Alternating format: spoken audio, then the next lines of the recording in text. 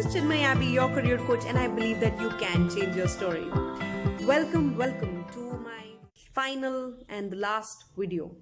Wait a minute. The last video in this year, 2019, okay? I will see you in the next year, of course. So welcome. This is another episode of the Tuesday Therapy, but today I am not going to talk about any movie, all right? I'm going to share with you a personal experience that I had very recently. I was coaching a group of senior people who had just lost their job. Now, of course, this was a planned transition, so there was still time for them to, start looking and wind up, but they were still in shock. So during my workshop, we were discussing career plan and, job search strategy and how can they rebrand themselves and so on and so forth, until a senior person interrupted and said, "Chinmayee, I have just lost my job. And, I feel like I'm in the ICU, I'm bleeding. And here you're telling me to take a deep breath and plan my career? How does that work?" So, of course, that situation got dealt with and, I answered a lot of his questions. We had a healthy discussion thereafter and we carried on with the workshop. But that conversation actually stayed with me. And few days ago, I was reading something where I came across a beautiful, beautiful story. And I thought, what better way to end this year and this last video of mine, than sharing that story with you here, because I'm sure you would relate. And when I read that story, I was thinking how I wish I could share this story with that gentleman back then. So I want to dedicate this video to actually all of you there.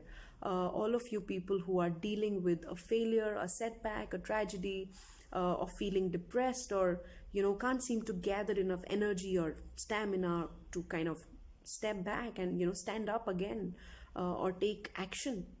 So here is the story. Listen carefully. The story was from the great Mahabharata. After the war ended, it lasted for 18 days, and after the war ended, Yudhishthir was crowned as the king, right? Now, when he became the king, he was actually depressed, in fact, excessively depressed. He was grieving about the war and the worthlessness of the war, and he was grieving about so many deaths and, the loss of his loved ones and so on. So much so that even when somebody would come and share with him any problem, in the kingdom, he would just simply sit and procrastinate and, go on grieving and being sad, and there was so much of sorrow. Seeing this, Pandavas were really concerned. So they went to Lord Krishna and, we all know Lord Krishna being the clever one and the genius that he was, he created a situation where he took Yudhishthir to the senior most member of the family, the, Bhishma Pitama, who was waiting for his death lying on the bed of arrows. So Bhishma Pitama asked Yudhishthir what's going on, and Yudhishthir, as usual, shared that, the same thing that he had been telling Lord Krishna, that, while I am the king now, but I can't seem to take care of my kingly responsibilities because I feel very sad and I feel very depressed and, I can't seem to take any action. To which Bhishma Pitama suggested him that he should go out there and announce it to the whole world that now he's the king and, that he's accomplished something, and he should plan a grand celebration, like a yagya, to sort of a congregation ceremony, and where he should invite everybody.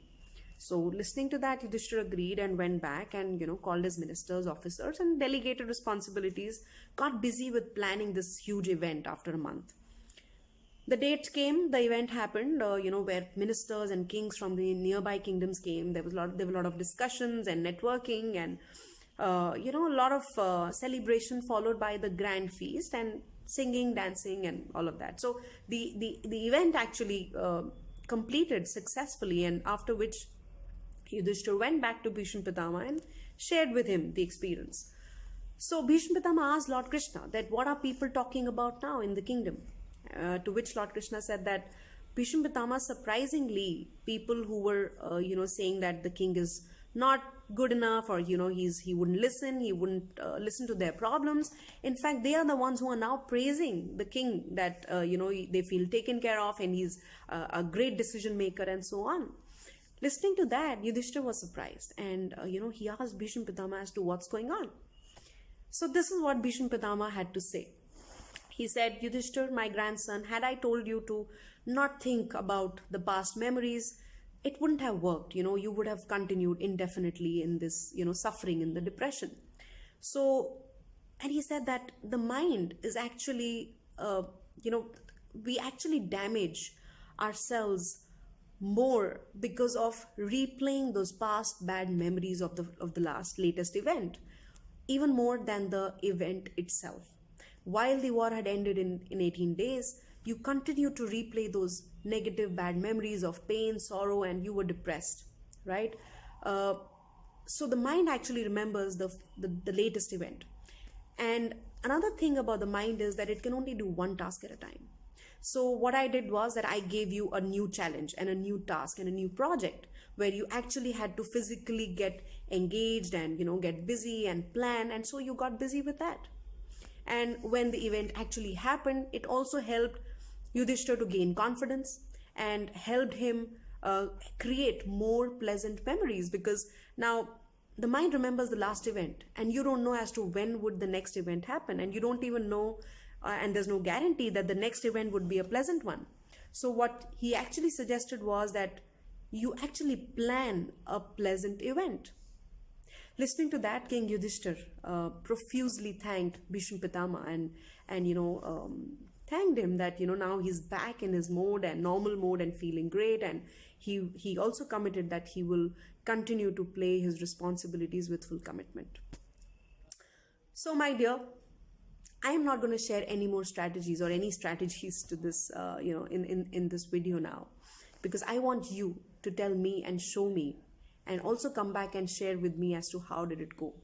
I want you to plan an actual physical project or an experience that will fill up your mind and your heart with positivity, that'll remove all the negativity from the bad memories that you're dealing with. All right. And yeah, so this new year, create an experience for yourself. Do something that brings meaning and happiness to you. Go spend time with your loved ones, or any experience that makes you happy. So on that note, my wish for you that may you change your story this year. Thank you so much for watching. Happy New Year. Happy 2020. Have a wonderful, powerful new year. And do not forget to like and share this video if you like it. Okay. And I will see you in the next year with another powerful video. Bye-bye and good luck.